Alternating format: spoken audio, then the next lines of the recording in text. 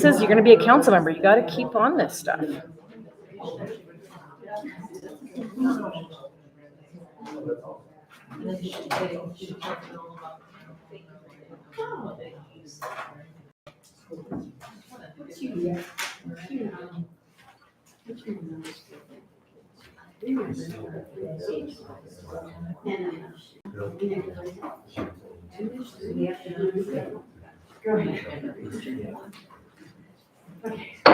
All meeting order, July 27th. Michelle, please take the roll. Councilmember Barker. Here. Councilmember Brown. Here. Councilmember Lowell. Here. Councilmember Michelson. Here. And Mayor Gibson. Here, to the pledge of allegiance. Pledge of allegiance. To the flag of the United States of America and to the republic for which it stands, one nation, under God, indivisible, with liberty and justice for all. Okay, is there any public comment on anything that's not on the agenda? State your name or address. Victor Motley's, 318 9th Street. I just want to start by giving a huge thank you to Colette Taylor for volunteering to mow the bike path. Prior to her mowing, it looked like the town had neglected this area, and it's the first thing that people see as they come into town. So I really appreciate her taking the time and gas and energy to go out and do that, because it was really hot when she did that. My other comment is on the code of conduct resolution that you guys dissolved, and I couldn't find what month that was, but you said you would be bringing it back with the revised wording, and I just wondered Yeah, when. once we get through the budget here, it's not gonna, Mr. Michelson and I will get together. It's basically the code of elections, election officials.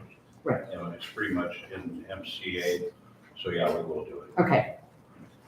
Any other comments on something not on the agenda? Okay, we'll go to approval of town minutes, 6/22/2023. Councilor Michelson. I make a motion to approve the town council meeting minutes for 6/22/23. Councilor Barker. Second the motion. We have a motion and a second. Any public comment on the minutes? Any further discussion on the minutes? Seeing none, Michelle, please take the roll. Councilmember Barker. Aye. Councilmember Brown. Aye. Councilmember Lowell. Aye. And Councilmember Michelson. Aye. Passes 4-0. Minutes for 7/13/2023. Councilor Michelson. Make a motion to approve the town council meeting minutes for 7/13/2023. Councilor Barker. Second the motion. We have a motion and a second. Any public comment on those minutes? Seeing none, Michelle, please take the vote. Councilmember Barker. Aye. Councilmember Brown. Aye. Councilmember Lowell. Aye. And Councilmember Michelson. Aye. Passes 4-0. We'll go to claims approval, 1861 through all those numbers. Councilmember Michelson. I have a question before we make a motion. So we're approving this and not this now? This is the updated Yes. one? Those were the ones that I tried to get in before Tuesday and I couldn't get them in. As you know, I'm pretty new to this role and I'm really trying to get my feet on the ground. And so I wanted to make sure that we could get these claims that some of them were past due. So I worked really hard to get those in, and that's the ones that are in here. So I've highlighted them for you on the sheets. Those are the ones that I've added that were in the packet on Tuesday. Okay. There's one on here on the online one. It's claim 18481 for Don Scott Finley for a medical exam for 170. That one That's is, not on here. it's not, it's removed. It was a Oh, duplicate it's charge. removed then. Yes, it was Okay. removed. It was a duplicate charge. That was my error. Okay, Yes. that's all I Yeah, have. thank you. Councilor Michelson. I make a motion to approve claims 18461, 18471, 18473 through 18477, 18479, 18481 through 18487. Councilor Michelson. Second the motion. Have a motion and a second. Any public comment on the claims? Any further discussion on the claims? Councilmember Brown? Just a question, do we need to add a claim 18443 and 18472, 18489, 18491, and 18492 to our motion? Correct. Okay. Anything else? Councilmember Michael?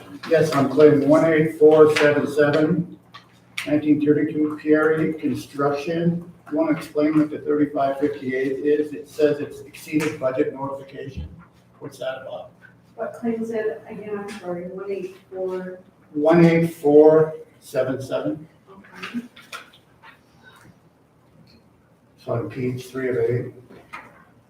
Page 3. Page 3 of 8.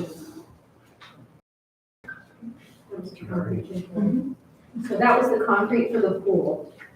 So they exceeded their estimate, is that what that was? Or exceeded budget notification, what's that mean?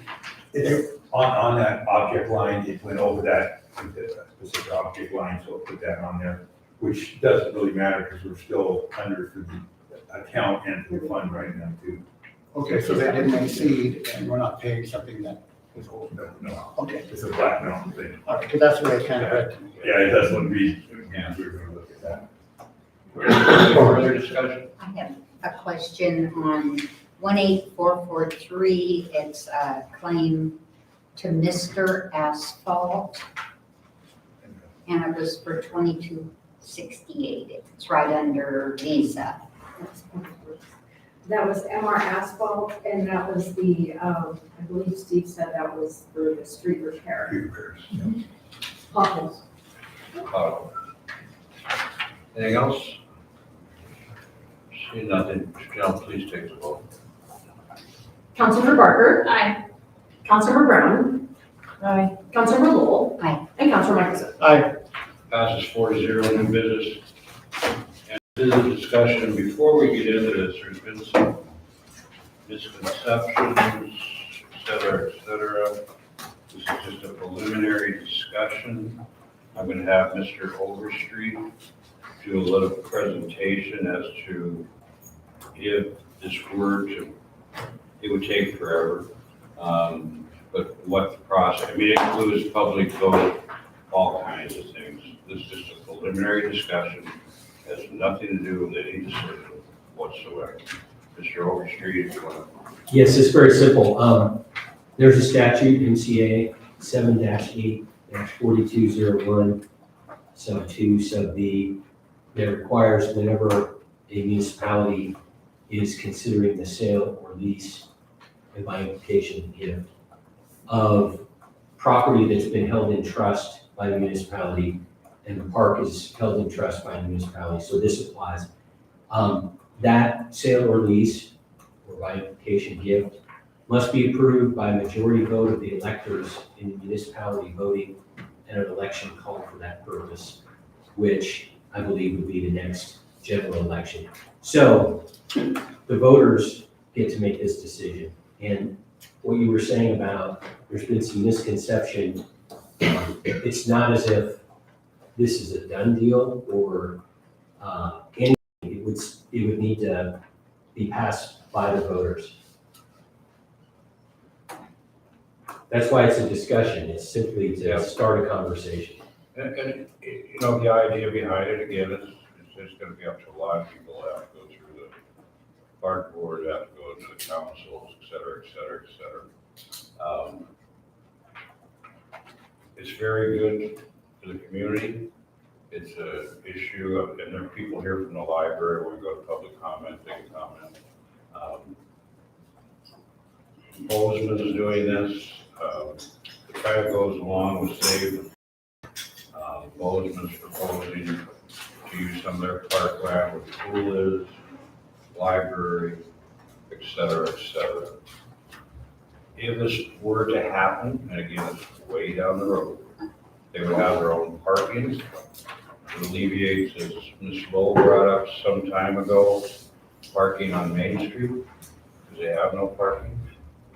So with that, I'm just gonna open it up to public comment.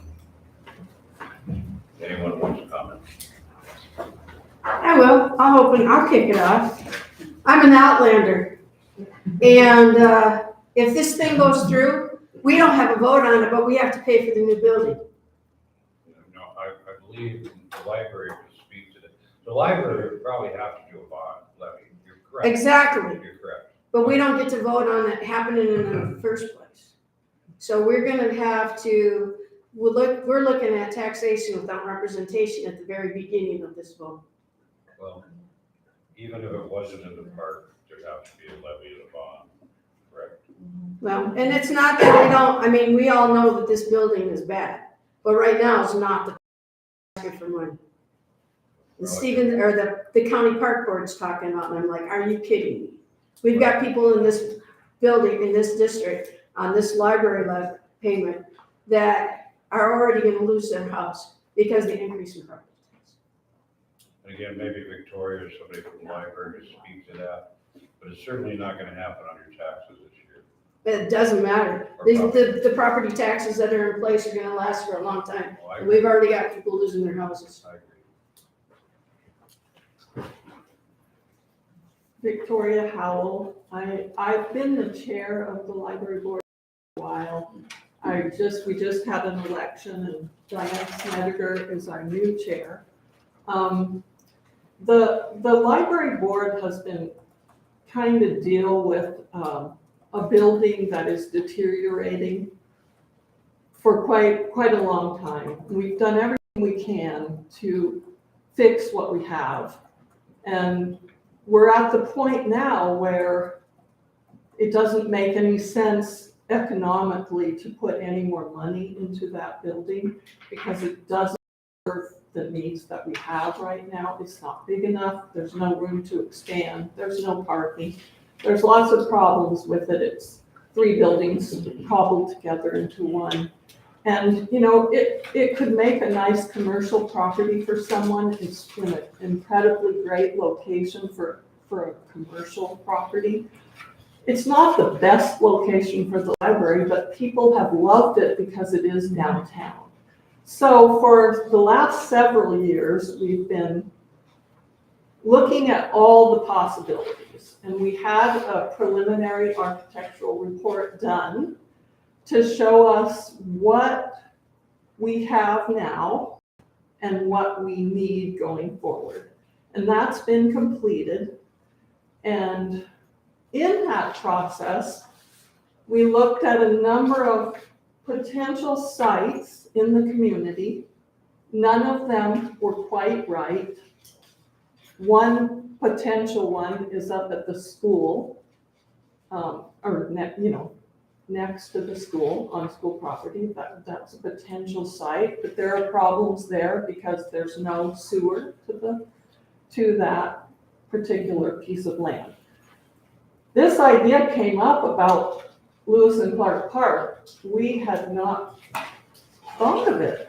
And when it was brought up, it was like, wow, that sounds like a really great location for a library. The library is publicly owned by the taxpayers of our district. We're an independent district. Penny's right, the district is much bigger than the town.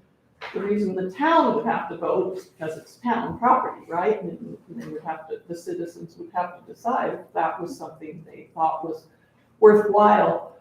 The location makes a lot of sense in terms of some shared resources, I think. And there is already, I believe, water and sewer to that site. The land that's being talked about isn't being very well used anymore because all of the athletic fields have moved to another location. Those are just some things that we've thought about. I mean, as the mayor said, this is so preliminary.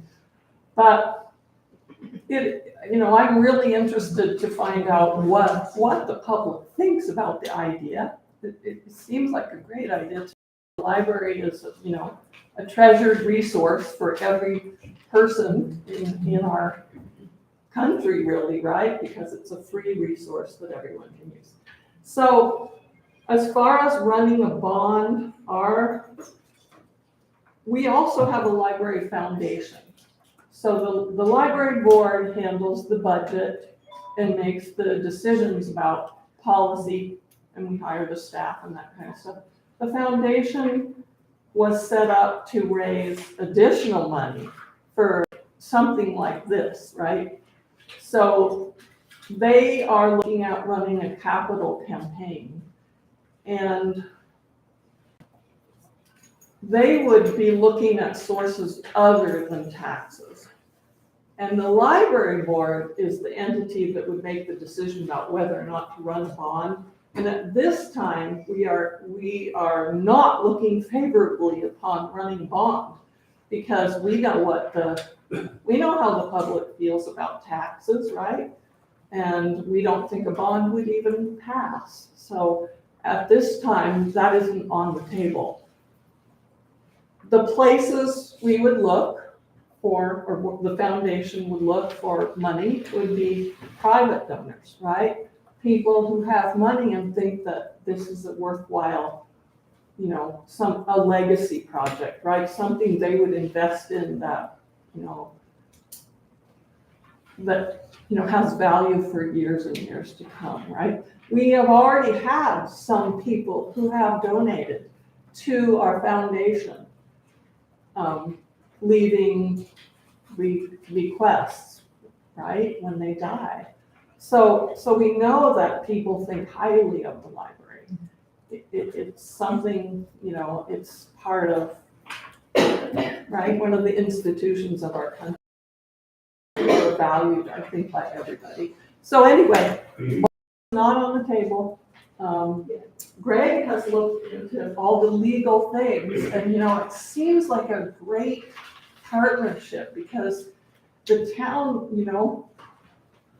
would not be turning it over to a private entity. It's another public entity, so it would still be in the public trust. Anyway, when I heard about this idea, I just thought, we need to explore every part of it, because it could really be a win-win for the community. Thanks a lot. Any other public comment? Can I speak again with a different hat? Just a second, you can come back on. Okay, Vicki Motley, 318 9th Street.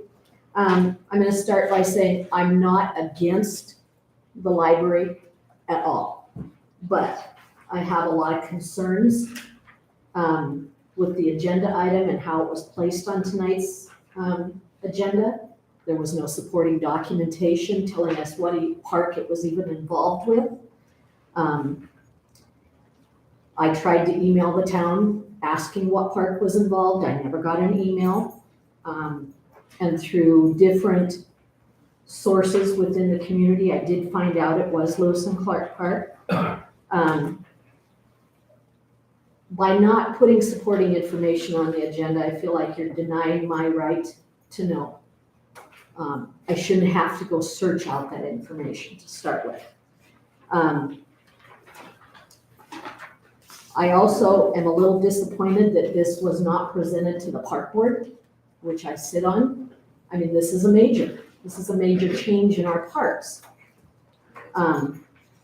Once we found out what park it was, I found the deed for that park. It was filed on May 14th, 1948, and paragraph 4 states, the said second party, which is the town of Stevensville, shall hold this property and keep it for its use by the public as and for a community public park or playground. So I do not believe that this is something that fits in those guidelines of the deed. So I am against using Lewis and Clark Park.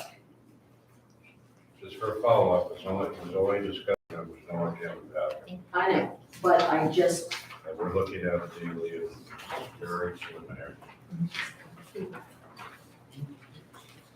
Okay, any other public comment? yep.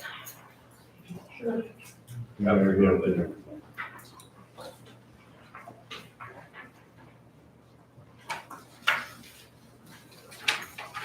Craig Thomas, Airport Board Chair. There's 30 spots of land up at the airport that are currently unutilized. And when Robert Underwood was the Airport Board Manager a couple of years ago, we discussed developing a couple of hangar sites, particularly to involve the fire department and hangar space.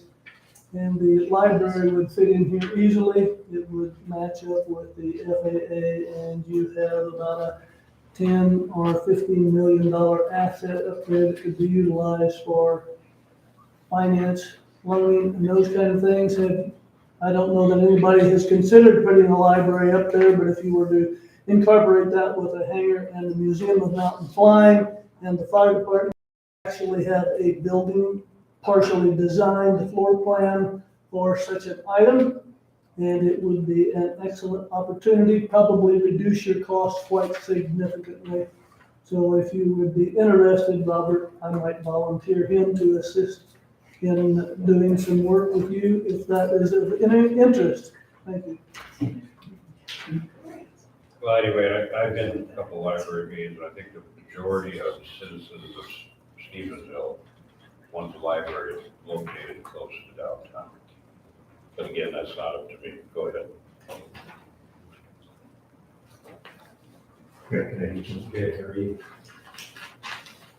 It's not a comment, it's a question. I have been asked by numerous people if I could ask this question tonight. Is there, maybe Victoria, an average usage of the library? How many headed people go in it per day, per week, per month, per year? Like, do we have 1,000 people a day or month or 5,000? Just what? Yeah, Denise, I think, Yeah, it's between 100 and 200 a day. our director, Denise, are.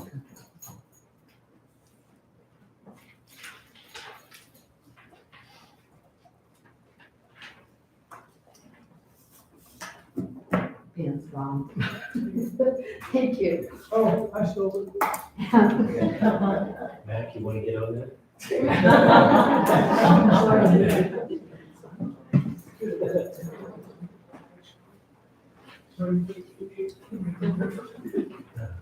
Thank you.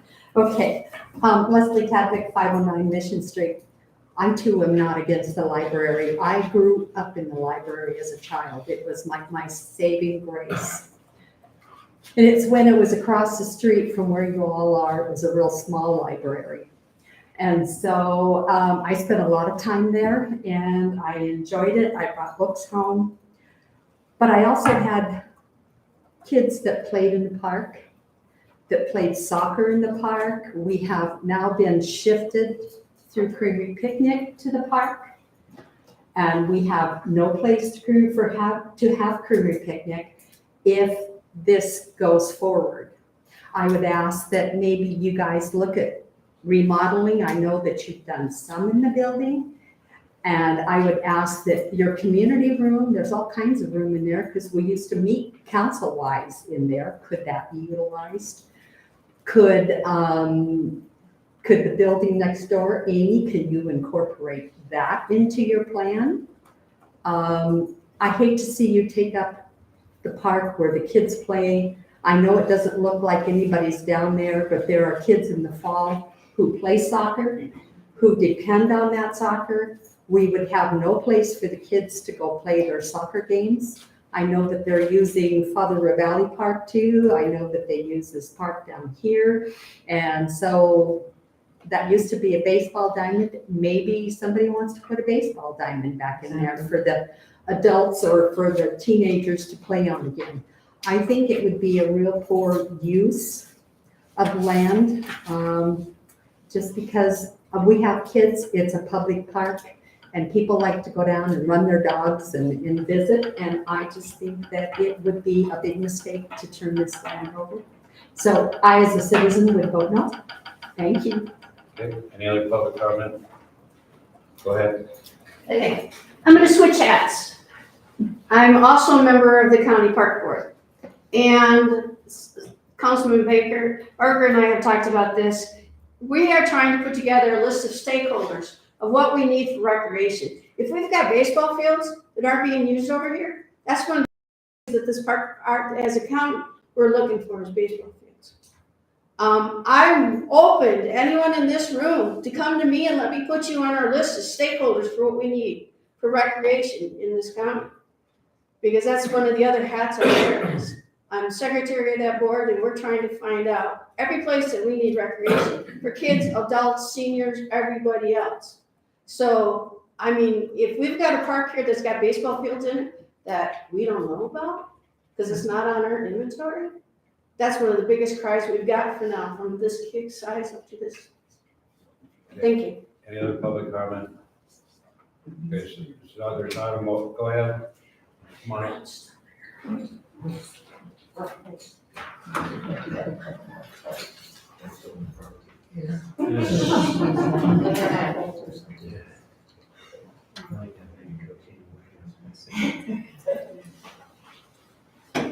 Kathy Cook, 435 Whitetail Lake. I just wanted to clarify a couple things. There's been some statements made there, haven't been updated. So as of 2019, all youth soccer is up at the fields. There's no more youth soccer down here at the park. The nicest thing about that was that we didn't have to pay the town anymore for using that. So yes, there was baseball fields there, but they're not there either anymore. There's kind of an infield from the last one, but otherwise those aren't there anymore either. Those have been gone for probably 15 years. I am not completely against it, but I would not want to see, I can't vote on it, I'm also outside, but I can't see using that land, so much land for that and taking away the green grass. So, thank you. Just to clarify, and Victoria maybe could, the park is approximately over 7.5 acres, I believe, and this property would be over 2. Around Okay. 2 or less. Any other public comment? Seeing none, so there's not a motion. Council, go ahead if you want to discuss it. Councilmember Barton. I just have a letter that actually a citizen had actually tried to find out where we were looking at this piece of property. I am saddened as well that it was not put in our packet, and we had to do a little research as well. This letter was written in response. It says the mayor had an idea of transferring a corner of the land for a new library. If it was legally possible, and the town council approved the idea. The mayor asked attorney Greg Overstreet to look it up and present his findings to the town council about the legality of it. The library board of trustees was meeting on July 19th, so Greg Overstreet presented his findings to the library first and was put on the agenda to present it to the town of Stevensville on July 27th. It saddens me that it went to them first before it came to the town council. The portion was considered a part of the Lewis and Clark Park and is only used twice a year during Creamery Picnic. Both the mayor and Greg Overstreet are very enthusiastic about the idea and think the library next to the park is a great idea. The town council has yet to weigh in on whether they like the idea. As you can imagine, the idea is very exciting to the library because of the massive savings to the taxpayers for the new library. Not only would it save on the cost of purchasing the land for the library, but there's an additional huge savings because the Lewis and Clark land has municipal services.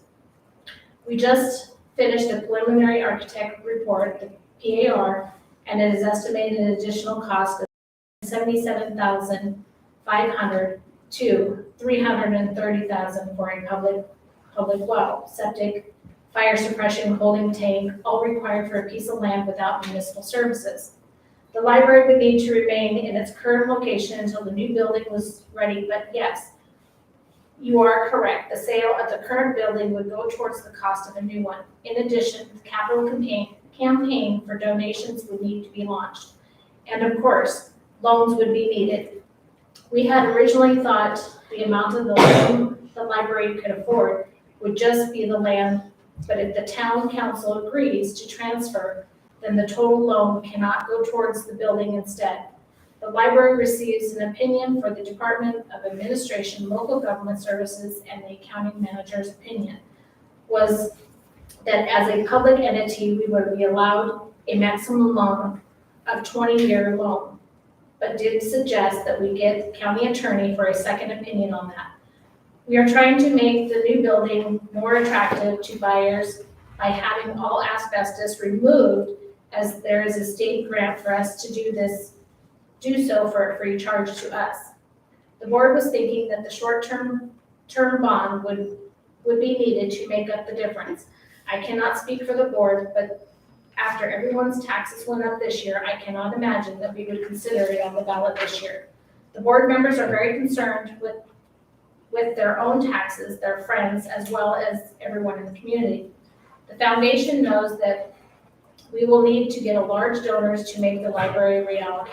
One consultant said they need some $1 million donations. The foundation has two different opinions regarding donations. One consultant said to go for a bond first and then a large donation. Another one, go for donations first and then a bond. Personally, I think going for donations first before asking taxpayers makes sense and disagree with the other options. We had a survey question as part of the PAR that asked, after a capital campaign, if the library needs to run a bond to make a new building a reality, would you consider voting yes to a bond? I actually wrote that question. 69% said yes, 9 said no, and 21 said not sure. Let me know if you have any additional questions.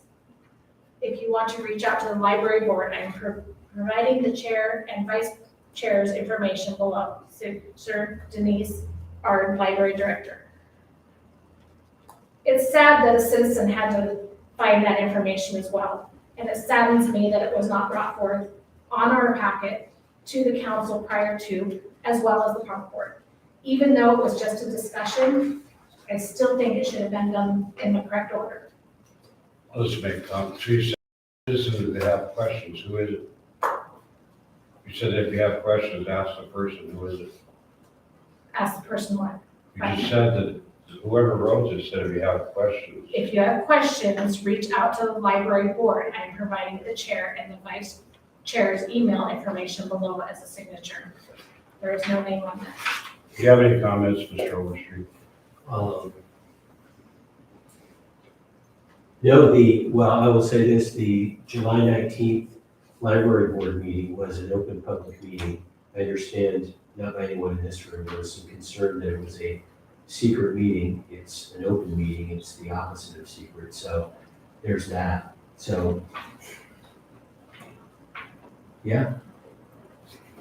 And again, that's why we did it this way, and it's fine, it was a mistake, but just like what came out, there's no bond proposed, that's in the letter. My personal opinion, which I will not be around here to see it happen, I think it's a great idea. But I understand the concerns of people, and this is a long ways down the road. But it's not that I'm promoting it. It's not that Mr. Overstreet is promoting it. I think personally it's a good idea. But again, it would be up to the citizens of Stevensville, the council, the park board. It's a long road. Any further discussion, Mr. Michaels? Yeah, when I saw this deed that Mrs. Motley brought forward, it brought back a memory of 2015. Under Mayor Mimack, they wanted to put a bike camp down in that location, right there. Right. In fact, Mrs. Tadvick and I and my wife went to Big Tipper to look at that bike camp. And then we came back, and then, I can't remember, Leslie, you know who brought that forward to that council then? They brought this, and when they read this part about second party shall hold the party and keep it for use by the public and for a community public park or playground. That ended it. They knew they couldn't use it for anything else but this. In fact, the mayor resigned over that. So I'm just saying, they wanted to do this with a bike camp in 15, and then when the deed came forward, it ended it, so. I'm sorry. And then one more thing. Sure. I have an email here from Susan Caderas in my ward today. Yeah, I live in Ward 2 and I've owned my house for over 23 years.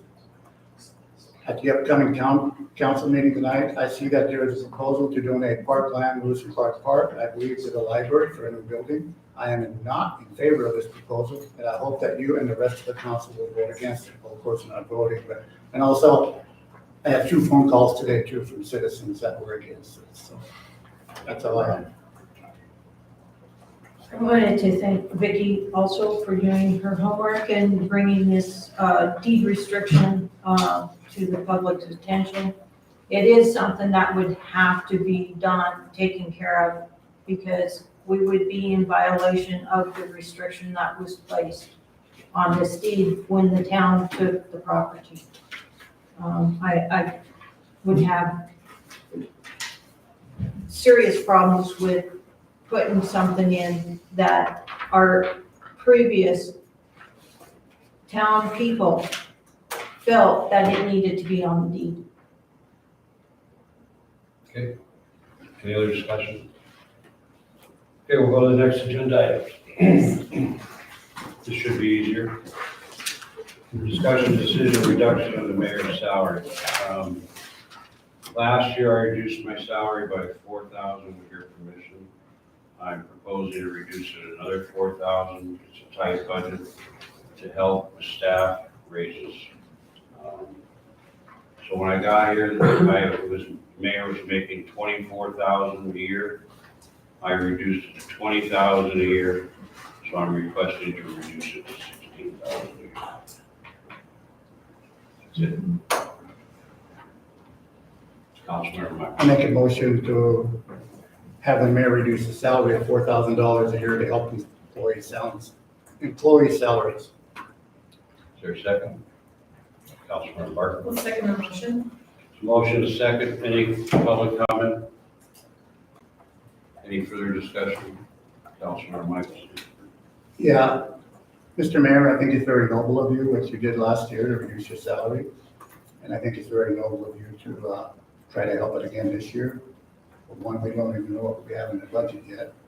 And 2, I don't think it would be fair to the incoming, whoever the mayor is replacing you, to step in and have a reduced salary. To me, that would show that the council doesn't have a lot of faith in whoever that would be. That's just my opinion.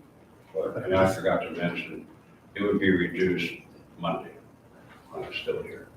But anyway, I don't think it would be fair to have the next mayor coming on a reduced salary.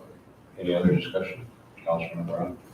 I do have kind of a question, because you say it's a reduction in the mayor's salary so that employees can have a raise. What if even reducing your salary, we can't give the employees a raise? Just trying to do the best I can. But what I'm saying is, what if it doesn't work? Well, it's not just raises. It's gonna be a tight budget, right, Robert? CARES money is gone. It's for everything. I mean, I hope it can be used for raises. But when we get to the budget starting August 10th, it's gonna be a tight budget. So if there's not enough for raises, there's a lot of things to go around. A lot of people have a lot of requests.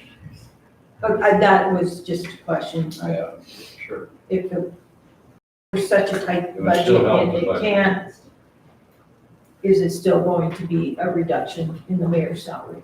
Even though it cannot be earmarked for one thing? I'm not earmarking it. You still don't know what the numbers are. It's to help with the budget. Okay. And my intent was that could help with raises. We have, as everybody knows in this room, as we've heard tonight, property taxes going up, electricity going up, everything going up with inflation, and it's gonna be a tough budget. So that's why I'm proposing. Any idea when the budget will be prepared? I know it's gotta be confusing with closing out June and working into July. I was gonna do it, I'm sorry. I was gonna do the executive, but Oh, I'm we're sorry. gonna start the next meeting with the levies and the lighting districts, because the county wants those by the middle of August. We talked to Regina, and then hopefully we'll go from there. This is making me nervous, not getting this budget done. Makes me nervous. Uh-huh. Councilman Barton. I guess my question would be is what are our wages right now for our town employees? I'm not saying that they're not worth it or anything like that. I went to try to find it, and there is not anything that shows what those wages were. We can from give it last to year. you. There's a thing that was done some time ago with the whole aggregate based on experience, and we'll give that to you when we do the budget. It's for every employee here. For example, as we've talked about before, maybe we didn't, Max Sosa, the last police officer he hired was at $20 an hour. For Valley County Highway Patrol, all of them are paying 25, 26. Missoula's paying 30, I believe, Matt. So it's a recruitment issue, but we'll give you all the salaries. It's just hard not having it here in front of us to be able to see that. You will have that with the budget. Any other discussion? Janelle, please take the vote. Councilmember Barker, No. Councilmember Brown, Aye. Councilmember Lowell, No, and Councilor Michelson. No. Can't break a tie. Fails 3-1. I'm sad. Okay. Now we'll go to item C.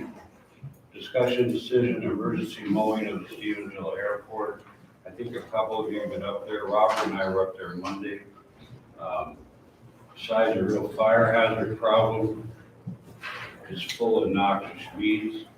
I talked to the airport manager last year.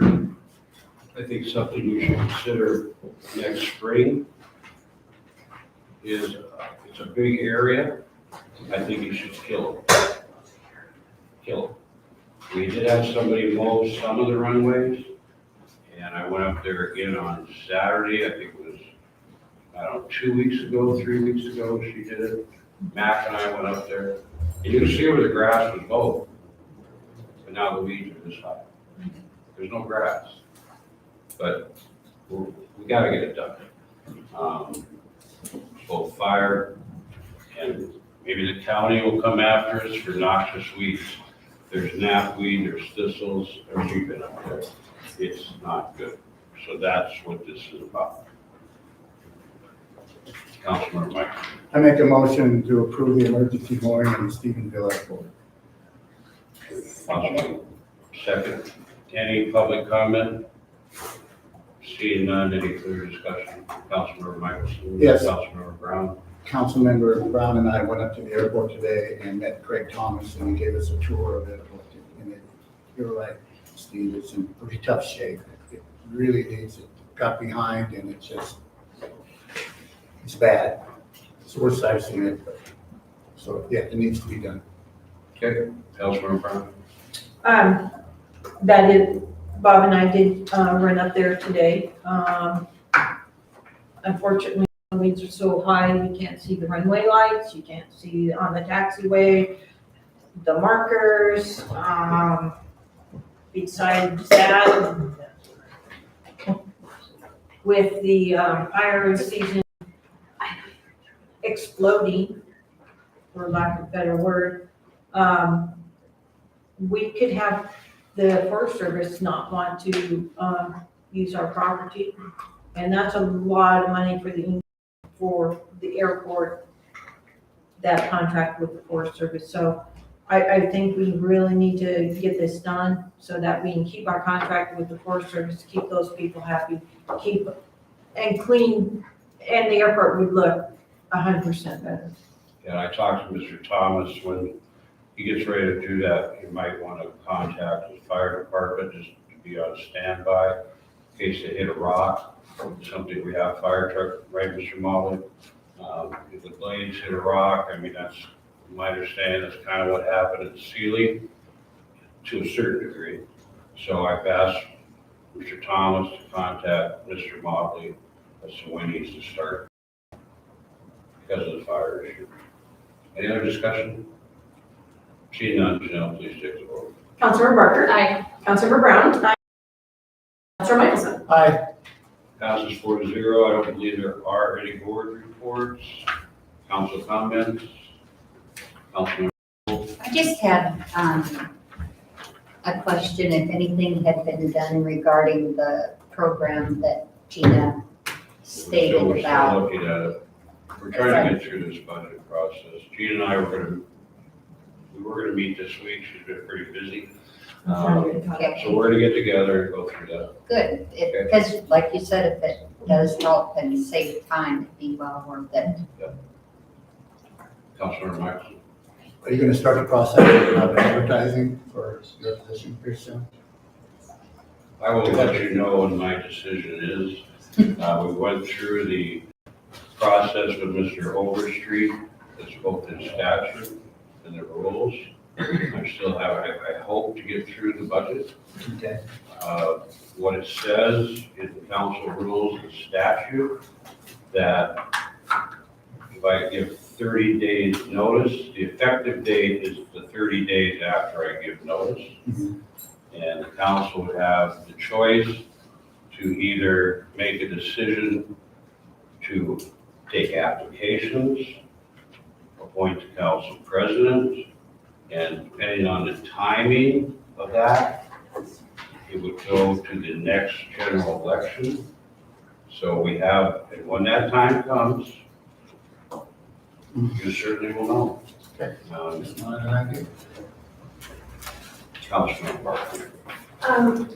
I had a citizen actually send me an email wanting to know if we have any type of ordinances about people selling cats on Saturdays down in front of Valley Road. Do they have to hold a business license? These were some of the questions that we've had, and I told them that they were not part of market because they were concerned that we were allowing cats to be sold on the corner on Saturdays, and I said it was not part of farmer's market. And they were wanting to know if there was an ordinance that we had in place on how many cats they can have within the home, because I feel that these cats are. We can look it up, but I'm not aware of any. I couldn't find anything. That question's a but- before, and have you ever come across anything within the town ordinance that states, how many you can have, or if you can run a cat rescues and mills, or whatever you want to Well, call it? she's selling them for $75 a piece. Oh. So that was. So in that case, she would then need to be looking at a transient business license through the town. And that's, she could then have permission to sell them in front of a business, but still need to have that transient business license. So if you do happen to see her again, send out my way and I can explain it to I her. will have somebody go over there. Okay. I can't do cats.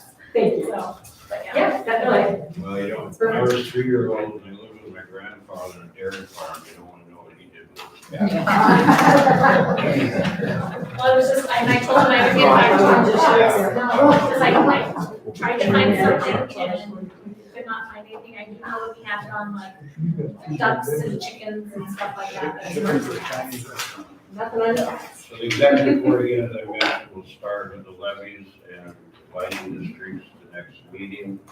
And hopefully we'll have some more information to your question. And then start, present it. Robert, we talked about it. I think we're good for start the process on the 24th of August. Because we should have it, and however long it takes, I think it should be in by September 15th.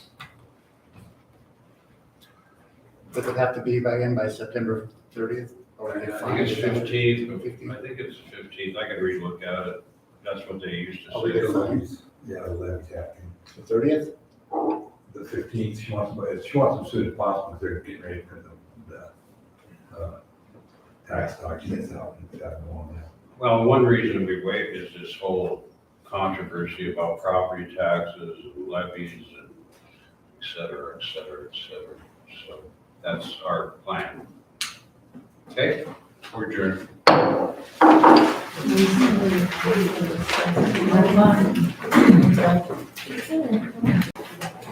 Thank you.